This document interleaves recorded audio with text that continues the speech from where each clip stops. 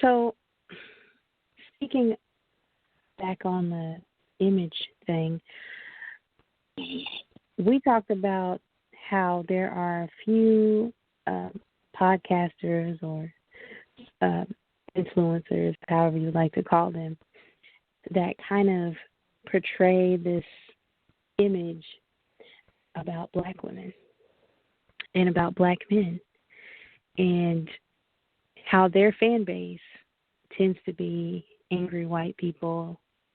Some of them are racist, some of them are not.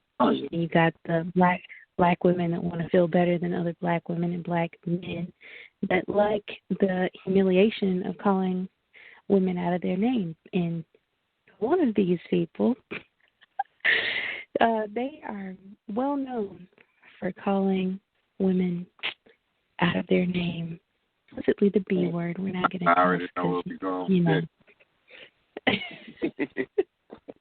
And if you have your own people talking about you in that way, what do you think that portrays to the rest of the world? Let me say this, because there's a couple of guys that do this. There's a couple of popular guys that do this. I'm not gonna be afraid to say their names at all. I know there was a Tommy Sotomayor, how he talks about black women, and speaking on that, if you're going to talk about this subject, yeah, you do have women that are, some black women that are aimed at ganking black men or whatever men they can get their hands on, to be honest. I don't think it really matters to some.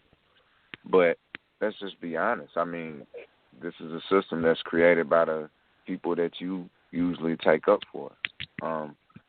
With Dr. Umar, the way that he went about addressing, getting money for a school, using the oppressive language, calling people out of their name, talking down to them. This is something, if you're calling yourself improving or talking about improvements, so I don't know what the podcasts are really, about, so I don't want to be judgmental from that aspect. Maybe that's what their intentions are. I hope they just be forward if that's what their intentions are. But, but again, I don't know what it is, but that's not help. That's not going to help our community. We can't continue to talk down to each other and expect global change.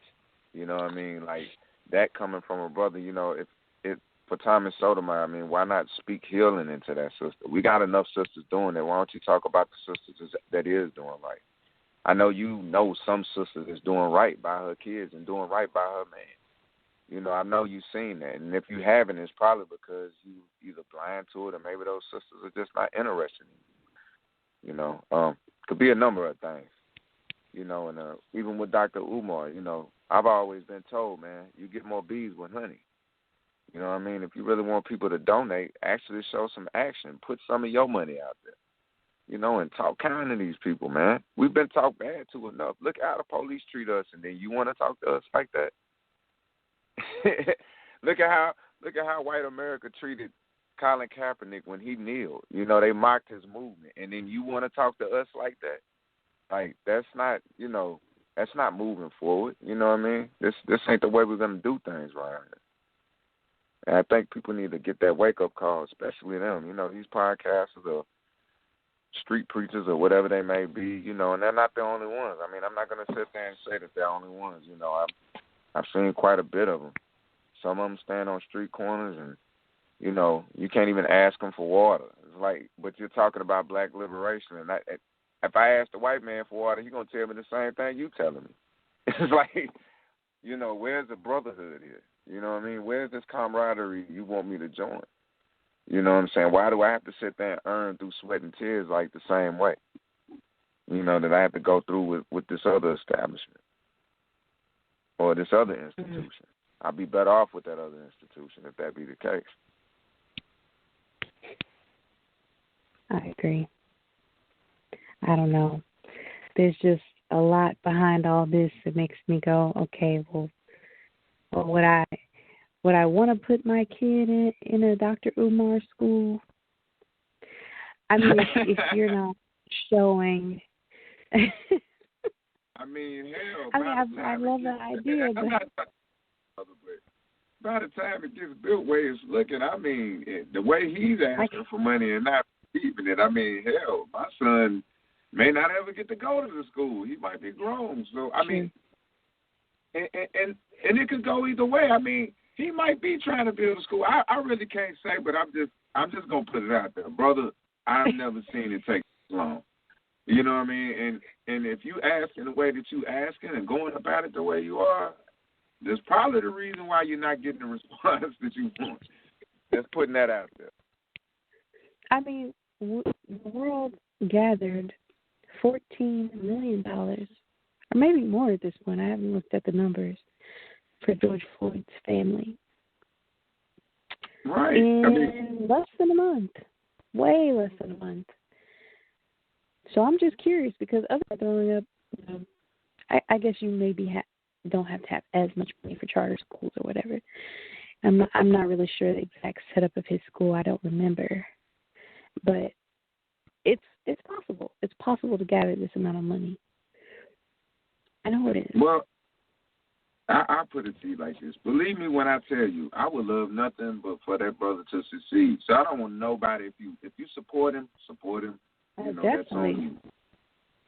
But I would love to see nothing but that succeed if that's what his heart is really on. But if it's not, you know, I'm hey, move out the way, man. Let somebody else take on that role.